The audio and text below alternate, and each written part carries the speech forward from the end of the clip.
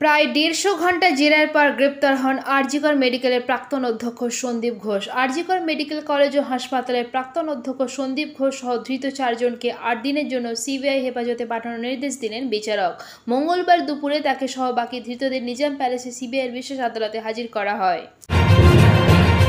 নিজাম প্যালেসের সামনে সন্দীপ ঘোষকে দেখেই চোর চোর স্লোগান। কোর্টে ঢোকার আগে চোর চোর স্লোগান। কোর্টে পেশের সময়ও সন্দীপ ঘোষকে দেখে আইনজীবীদের বিক্ষোভ।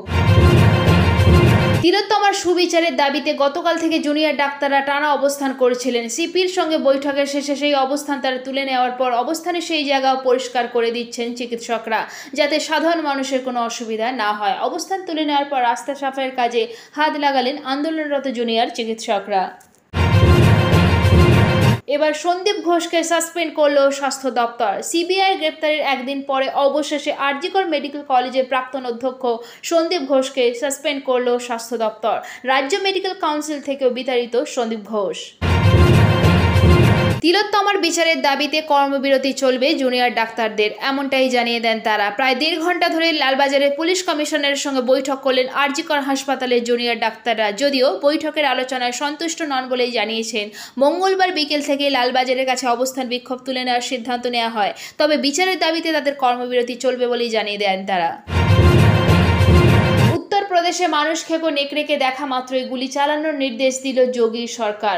নরখাদক নেকড়ের হানায় অতিষ্ঠ উত্তরপ্রদেশবাসী। 4টি নেকড়ে ধরা পড়লেও এলাকা জুড়ে ত্রাস সৃষ্টি করেছে 2 নেকড়ে। এদিকে একের পর এক হামলা চলছে রাতের অন্ধকারে। এই পরিস্থিতিতে নেকড়েকে দেখা মাত্রই গুলি চালানোর নির্দেশ দিয়েছে যোগী সরকার। হরিয়ানায় আপ তথা আম আদমি পার্টির সঙ্গে জোটের পথে কংগ্রেস। লোকসভার পর বিধানসভা নির্বাচনে জোট বাঁধতে চলেছে আপ এবং কংগ্রেস। হরিয়ানায় ভোটের মুখে নতুন করে শুরু হয়ে গেল জল্পনা। শোনা যাচ্ছে বিজেপি বিরোধী ভোট যাতে ভাগাভাগি না হয় সেটা নিশ্চিত করতে আপের সঙ্গে জোট বাঁধতে চান খোদ রাহুল গান্ধী। আপের তরফেও জোটের ইঙ্গিত মিলেছে, সূত্রের খবর। বিধানসভায় পেশ হয়েছে ধর্ষণ বিরোধী বিল। এদিকে এক্স হ্যান্ডেলে তৃণমূলের সর্বভারতীয় সাধারণ সম্পাদক লেখেন, কড়া ধর্ষণ বিরোধী আইন এনে পথ দেখিয়েছে বাংলা। এবার কেন্দ্রকে চূড়ান্ত পদক্ষেপ নিতে হবে। ধর্ষণ বিরোধী কড়া আইন নিয়ে মোদী সরকারের উপর চাপ বাড়াচ্ছেন তৃণমূলের সর্বভারতীয় সাধারণ সম্পাদক অভিষেক বন্দ্যোপাধ্যায়।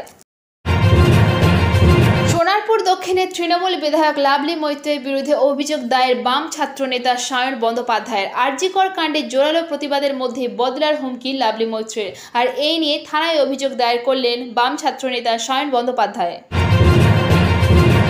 আবহাওয়ার পূর্বাভাস। সেপ্টেম্বর মাসের শুরু থেকেই ফের অস্বস্তি গরম। গত কয়েকদিন কলকাতা এবং তার পার্শ্ববর্তী এলাকার আবহাওয়া এরকমই। এই পরিস্থিতিতে খানিকটা স্বস্তির বার্তা শোনালো আলিপুর আবহাওয়া দপ্তর। কলকাতা সহ দক্ষিণবঙ্গের জেলাগুলিতে বজ্রবিদ্যুৎ সহ বৃষ্টি হতে পারে। বৃষ্টির পূর্বাভাস জারি করা হয়েছে উত্তরবঙ্গের জেলাগুলিতে। হাওয়া অফিস জানিয়েছে আজ থেকে 9 সেপ্টেম্বর পর্যন্ত কলকাতা সহ দক্ষিণবঙ্গের সব জেলায় মাঝারি বজ্রবিদ্যুৎ সহ বৃষ্টির সম্ভাবনা। এদিকে উত্তরবঙ্গের ক্ষেত্রে আজ থেকে 9 সেপ্টেম্বর পর্যন্ত দার্জিলিং সহ উত্তরবঙ্গের সব জেলাতেই হালকা থেকে মাঝারি বজ্রবিদ্যুৎ সহ বৃষ্টির সম্ভাবনা রয়েছে। এদিকে কালিম্পংয়ের কোথাও কোথাও ভারী বৃষ্টির সম্ভাবনা হতে পারে, তার সঙ্গে রয়েছে জলপাইগুড়ি, আলিপুরদুয়ার এবং দার্জিলিং। এদিকে আবহাওয়া দপ্তর জানিয়েছে আপাতত কলকাতা সহ দক্ষিণবঙ্গের জেলাগুলিতে তাপমাত্রা খুব একটা হেরফের হবে না। উত্তরবঙ্গের জেলাগুলিতেও তাপমাত্রা খুব একটা হেরফের হবে না।